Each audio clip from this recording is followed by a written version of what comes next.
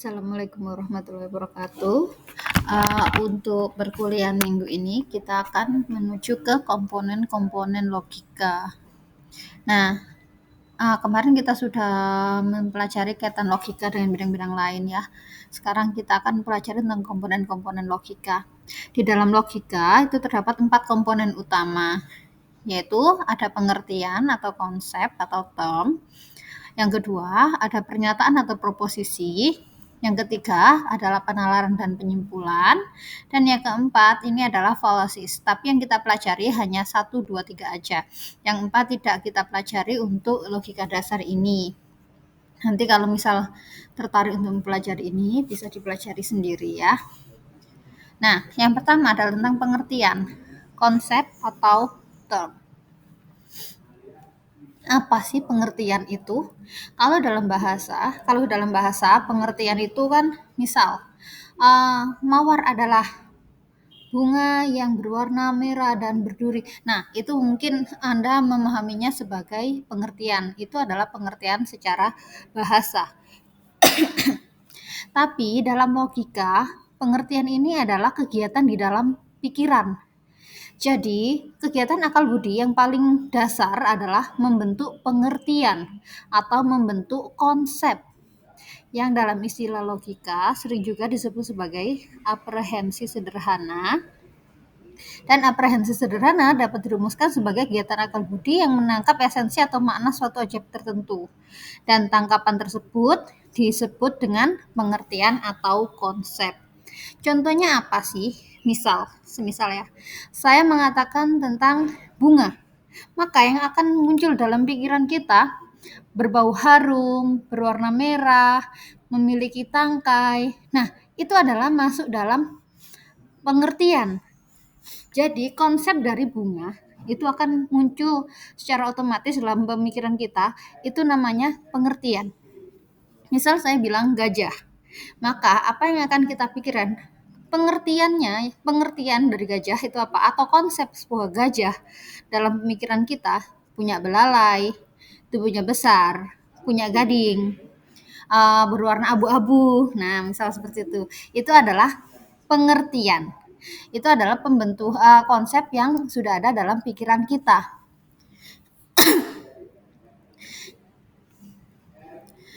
Jadi, pengertian itu adalah bentuk abstrak atau abstraksi dari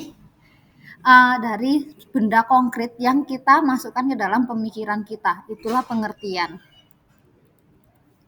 Pengertian berbeda dengan fantasma atau kesan. Ingat ya, pengertian ini bersifat objektif, fakta ya. Tapi kalau kesan atau image ini bersifat subjektif. Jadi misal kita mengatakan Mbak A gitu, si Mbak A. Si Mbak A itu jutek. Si Mbak A jutek. Lalu suka makan, tidak senang mandi, misal seperti itu adalah kesan kita. Jadi itu bukan pengertian. Tapi kalau pengertian si Mbak A, cewek, berkulit putih, memakai baju merah, nah itu adalah pengertian karena dia berupa fakta. Tapi kalau kesan atau image itu bersifat subjektif ya. Fantasma atau kesan adalah produk dari fantasi atau imigrasi. Jadi itu adalah fantasi saja. Fantasma seperti yang saya bilang tadi, jutek itu hanya fantasi saja, kan nggak kelihatan secara konkret. Jadi itu masuk dalam bentuk kesan. Itu bukan pengertian. Ini salah satu contohnya ya. Misal anjing, terdapat di fantasi gambaran anjing memiliki bulu putih. Dia kecil. Nah, itu kan hanya anjing yang kita pikirkan saja. Tapi anjing secara umum, apakah semuanya berbulu putih? Apakah semuanya kecil? Ukuran kecil sendiri itu tidak terukur kan? Itu masih masuk dalam kesan atau bersifat khusus. Jadi gambaran fantasi bersifat khusus, material karena hasil langsung dari indera. Jadi hanya dari indera kita saja, bukan dari fakta-fakta. Gambar lain terdapat di akal atau gambaran akal. Ini adalah kebalikan dari fantasma atau fantasi. Berlawanan dengan gambar fantasi, gambaran akal bersifat umum. Ini yang saya bilang tadi, bersifat umum, imaterial, abstrak, dan bukan hasil langsung indera. Kita mungkin nggak pernah lihat langsung dinosaurus, tapi kalau kita bilang dinosaurus, Oh, hewan prasejarah. Hewan prasejarah merupakan ada herbivora, karnivora, dan omnivora. Nah, itu adalah bersifat umum, imaterial, dan abstrak. Toh kita memang nggak pernah lihat yang namanya dinosaurus, bukan hasil dari indera secara langsung. Nah, sekarang kalau kita simpulkan, apa itu pengertian? Jadi pengertian itu adalah konsep yang sudah tertanam di pemikiran kita. Seperti tadi bunga itu misal dibilang bunga. Oh, bunga berbau harum. Ada yang berbau harum, ada yang tidak berbau, ada yang berbau busuk. Nah, seperti itu. Itu pengertian. Misal kita bilang kursi. Oh, kursi, tempat duduk, tempat untuk duduk. Nah, itu adalah salah satu contoh pengertian. Jadi kalau kita lihat pengertian itu ada luas dan ada pengertian sempit. Di sini ada isi dan luas pengertian ya, yang kedua. Nah, sekarang apa maksud isi dan luas pengertian? Semisal saya bilang gajah. Gajah, dalam pemikiran kita langsung keluar pengertian gajah atau konsep gajah.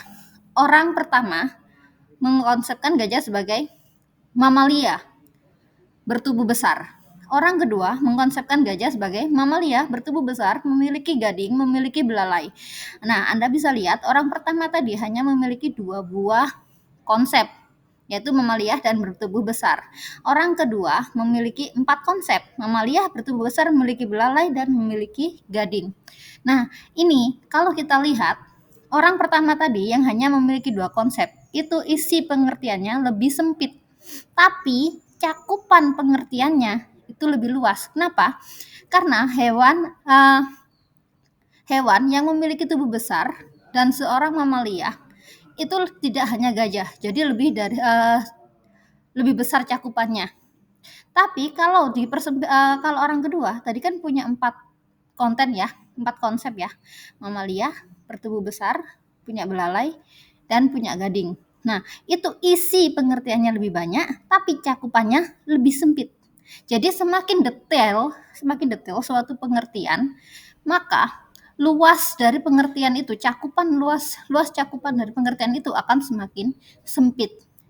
Ingat, jadi mereka saling berlawanan. Semakin banyak isi dari pengertian, tadi ya, semakin banyak komponen dari pengertian, maka semakin sempit cakupannya.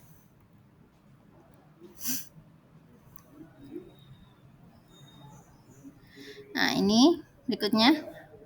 Ini tadi ya, hubungan antara isi dan luas pengertian.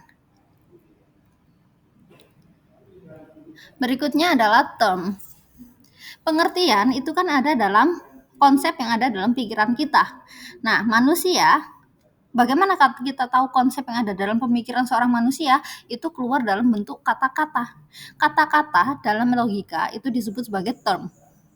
Jadi, apa yang ada dalam pikiran itu disebutkan dalam kata-kata. Seperti tadi gajah. Gajah dalam pemikiran orang A tadi sudah ada gambarannya gajah. Konsepnya gajah itu ini. Nah, si A akan mengungkapkannya dalam bentuk kata-kata, yaitu yang kita sebut sebagai term. Jadi kalau dalam pikiran itu namanya pengertian, kalau sudah keluar dari mulut itu namanya term. Term adalah suatu kata atau kumpulan kata ekspresi verbal dari suatu pengertian, ya. Pengertian itu dalam pikiran, term itu bentuk ekspresi verbal. Jadi, sebagaimana pengertian terkandung dalam proposisi dan penyimpulan, maka term terkandung dalam proposisi dan silogisme. Jadi, apa sih proposisi ini? Proposisi itu adalah kalimat atau pernyataan. Kalimat itu lebih luas. Lebih sempit lagi itu namanya pernyataan. Pernyataan dalam logika. Proposisi itu adalah kalimat yang memiliki nilai benar atau salah. Jadi dia nggak ada abu-abu, nggak ada di antara.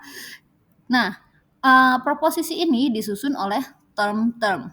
Kayak tadi gajah, punya belalai, berhidung panjang itu term. Punya belalai itu term. Punya gading itu term.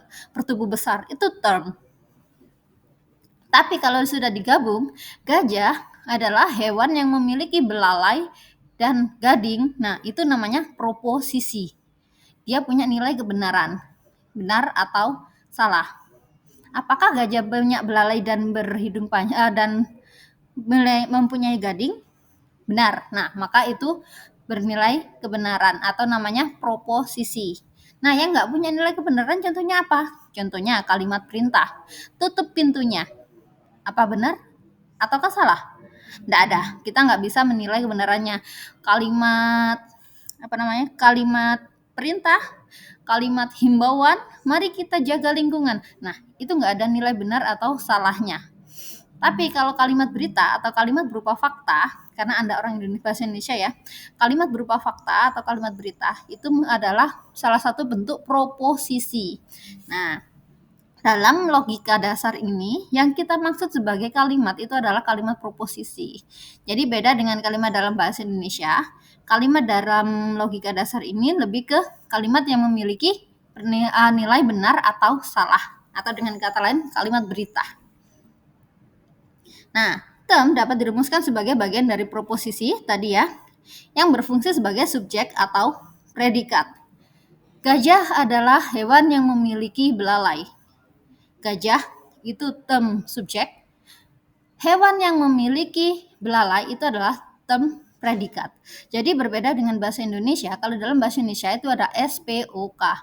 Tapi kalau dalam logika itu kita hanya punya S dan P, subjek dan predikat. Jadi hanya dua bagian itu. Apakah subjek hanya satu gajah saja? Enggak, boleh saja seperti ini. Gadis yang membawa keranjang berwarna merah, nah adalah adik saya. Gadis yang membawa keranjang berwarna merah itu satu kesatuan, satu term. Jadi dia adalah term subjek. Adalah adik saya. Adik saya itu adalah term predikat. Jadi pekerjaannya sebagai adik. Tidak semua kata atau kumpulan kata itu disebut sebagai term. Nah, tadi kan ada kata adalah, yaitu, bukan.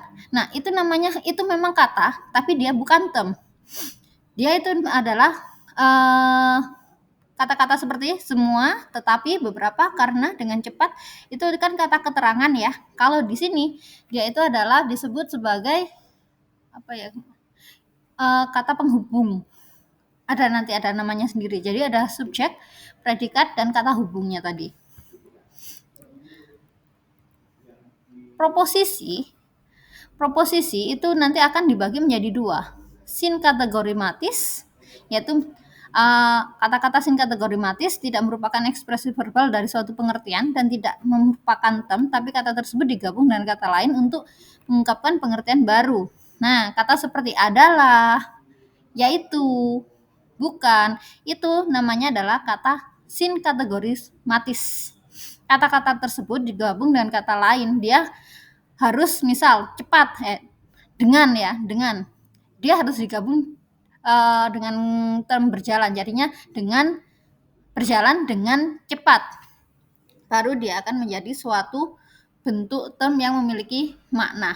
Ingat, term itu memiliki makna ya. Nah, ini adalah kata sinkategorismatis. Dengannya ya, dengan ini adalah kata sinkategorismatis. Cepat ini kategorimatis. Jadi ada sinkategoris sama kategoris. Sinkategorisnya dengan, cepatnya ini adalah kategoris. Kata sinkategorismatis itu tidak bisa berdiri sendiri, tapi kalau kategorimatis itu bisa berdiri sendiri. Nah, seperti ini. Berjalan dengan cepat. Ini kan dia gabung ya. Berjalan itu kategorismatis. Dengan ini sinkategorismatis. Cepat ini kategoris. Jadi kalau kategoris itu berjalan cepat. Nah, itu saja sudah punya makna kan? Itu kategoris. Tapi kalau dengan saja kan nggak ada maknanya. Maka dia sinkategoris. Jadi kata-kata sinkategorismatis selalu bergantung dengan kata-kata kategorisnya untuk membentuk sebuah term.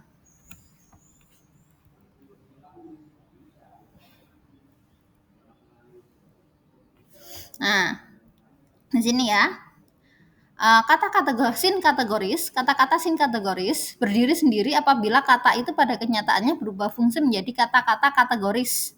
Yaitu ketika kata-kata itu sendiri merupakan hal yang dibicarakan, seperti yang ditunjukkan seperti ini. Kata penghubung yang biasanya digunakan untuk menunjukkan perlawanan adalah tetapi. Loh, tetapi tadi kan sin kategoris, tapi di sini dia berupa subjek atau predikat. Nah, tetapi di sini adalah menunjukkan seseorang, nama atau suatu nama, yaitu suatu nama kata tetapi.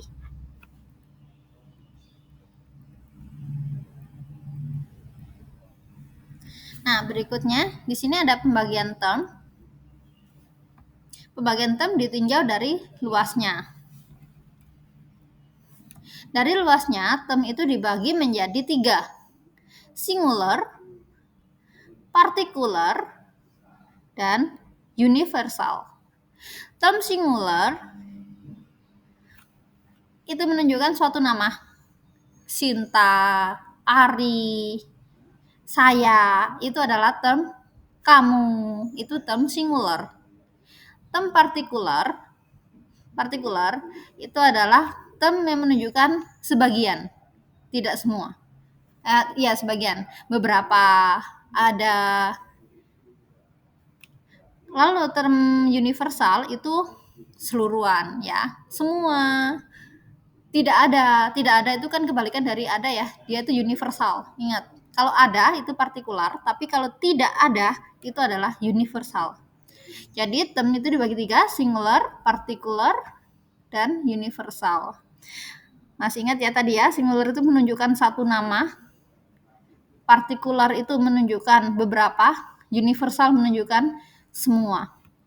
Contoh term singular, pohon itu,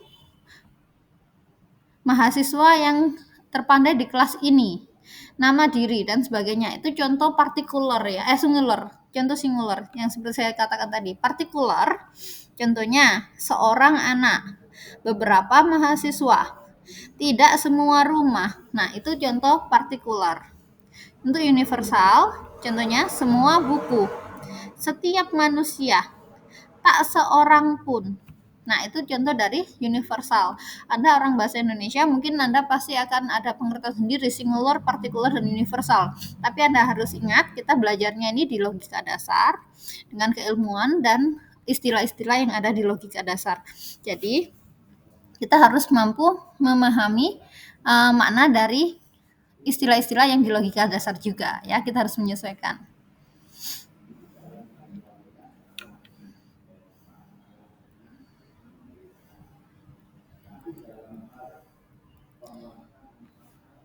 Nah, berikutnya, kalau tadi semua pohon, beberapa anak itu masuk dalam keluasan term, ya, term subjek atau proposisi. Nah, di sini ada juga yang namanya term predikat.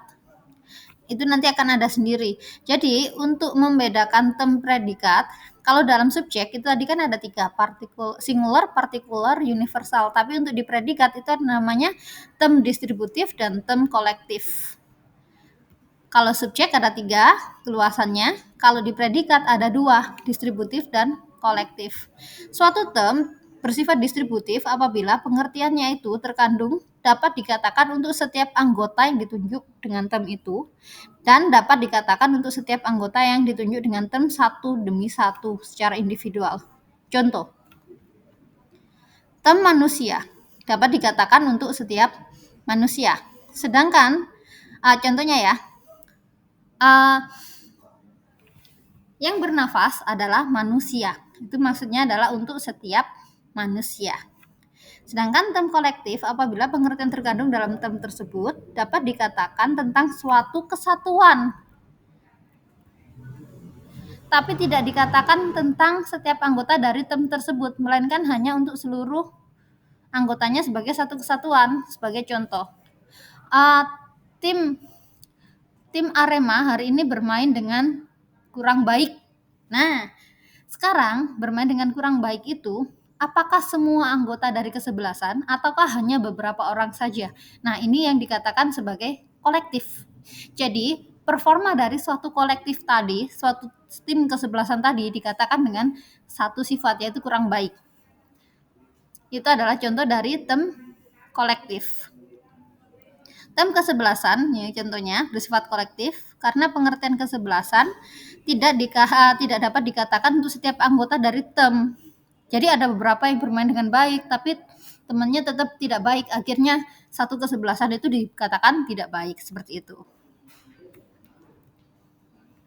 Contoh lain, bangsa Indonesia. Nah, bangsa Indonesia, misal bangsa Indonesia merupakan bangsa yang memiliki banyak bahasa. Misal seperti itu ya. Apakah semua orang Indonesia, semua bangsa Indonesia itu memiliki banyak bahasa? Belum tentu. Ada saja orang, misal ya orang pelosok gitu hanya bisa bahasanya sendiri. Nah, tapi secara kolektif bangsa Indonesia itu memiliki banyak bahasa gitu ya.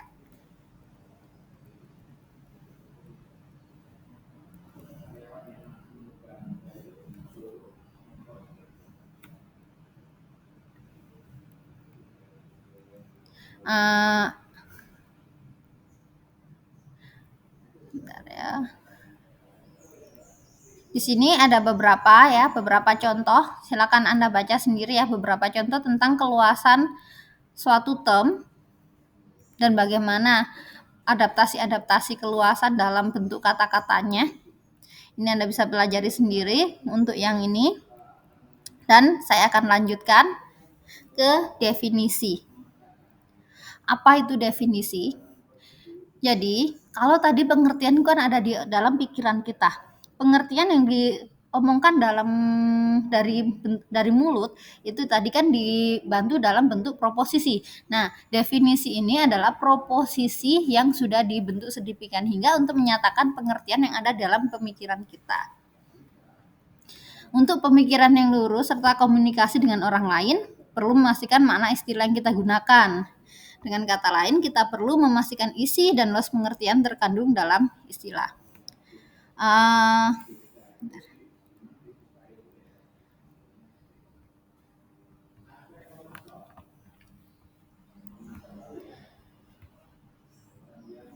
Dalam konteks pemanaan yang sama antar satu orang dengan orang yang lain, kan kalau pengertian itu di pikiran masing-masing ya. Nah, kalau penyamaan maksud dari suatu pengertian itu disebut sebagai definisi. Jadi definisi dari gajah itu apa? Hewan mamalia yang memiliki ini. Itu adalah penyamaan pengertian dari secara umum.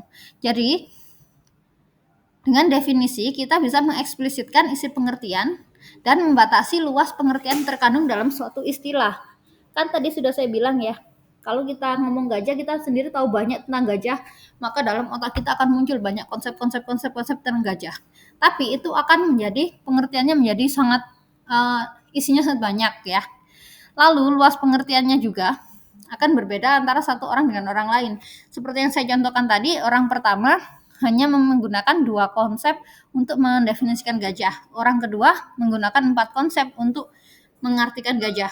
Akhirnya orang pertama tadi luas pengertiannya itu sangat luas karena mamalia yang bertubuh besar itu bukan hanya gajah, bisa kerbau, bisa juga badak. Nah, seperti itu ya.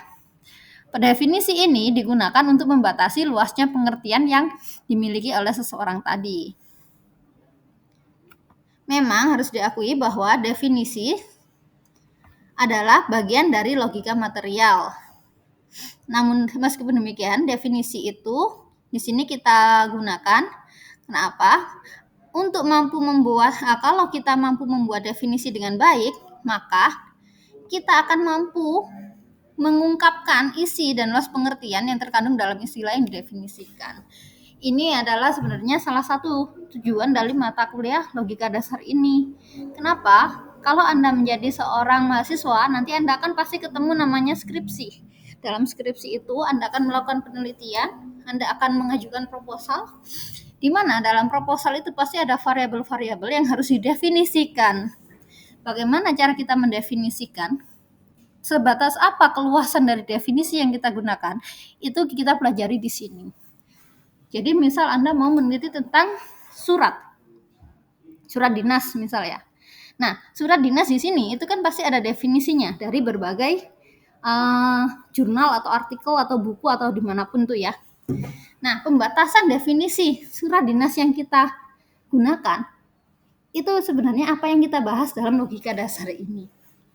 Jadi penting bagi seorang mahasiswa untuk bisa mengungkapkan definisi atau mengungkapkan pengertian yang ada di pikirannya dalam bentuk definisi sehingga dapat dipahami oleh orang lain yang akan membaca penelitiannya dia, minimal dosen pembimbing.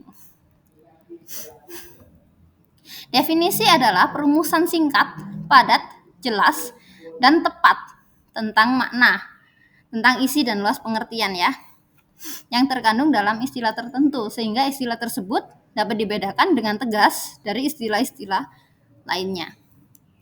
Seperti tadi, kalau kita ngomong gajah, konsepnya gajah itu udah banyak, karena kita sudah tahu banyak tentang gajah. Tapi kita harus membuat semua konsep itu menjadi singkat, padat, jelas, dan tepat untuk diungkapkan dalam kata-kata agar lawan bicara kita bisa menangkap apa yang kita maksud tentang gajah.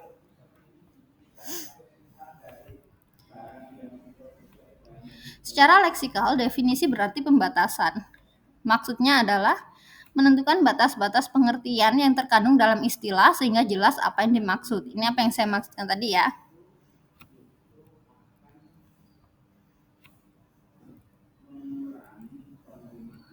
Nah, di sini ada beberapa jenis-jenis definisi.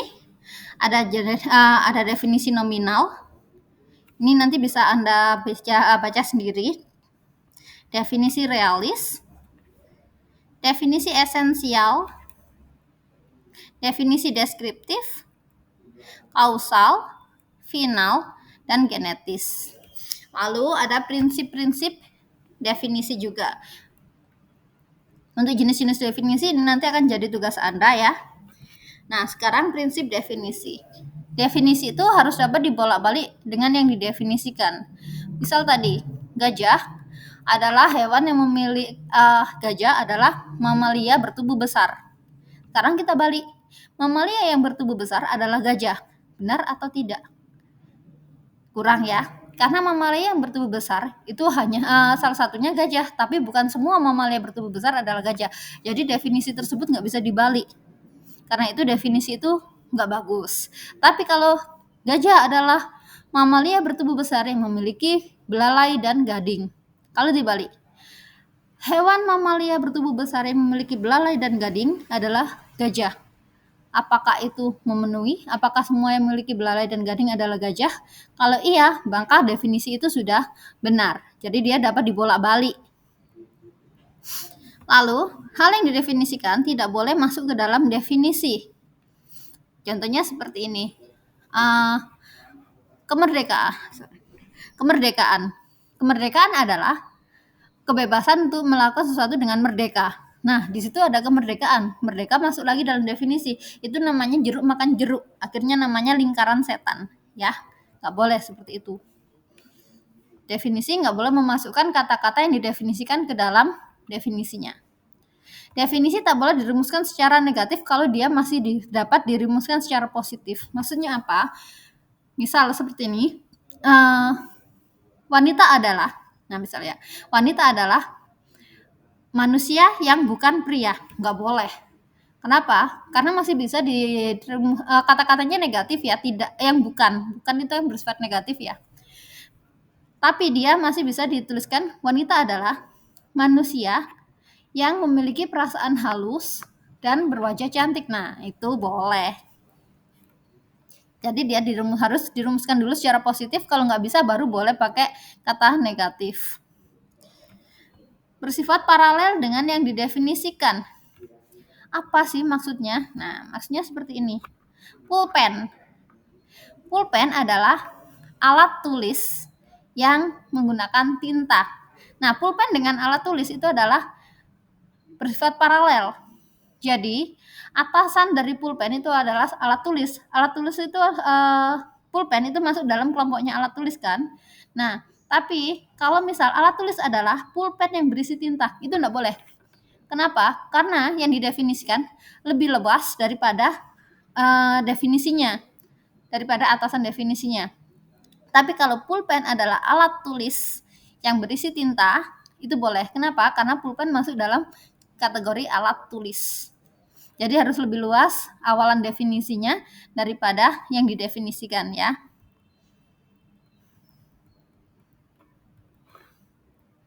Nah, untuk lambang-lambang matematika ini enggak usah. Jadi, untuk pertemuan hari ini saya akhiri dulu. Dan untuk tugasnya, silakan buat video YouTube. Kayak biasa ya, jelaskan di video YouTube tentang pembagian luas suatu term. Ini tadi ya, luas term. Jelaskan dalam video YouTube pembagian luas term. Ini ya, pembagian term ditinjau dari luasnya, yaitu tadi singular, partikular, universal, lalu distributif dan kolektif. Jelaskan itu dan disertai dengan contoh. Lalu jelaskan juga jenis-jenis definisi disertai dengan contoh. Nih, jelaskan jenis-jenis definisi disertai dengan contoh-contohnya. Itu semuanya dijelaskan dalam bentuk video YouTube seperti biasanya ya. Face to face ke kamera, di-upload di tempat yang disediakan. Terima kasih. Assalamualaikum warahmatullahi wabarakatuh.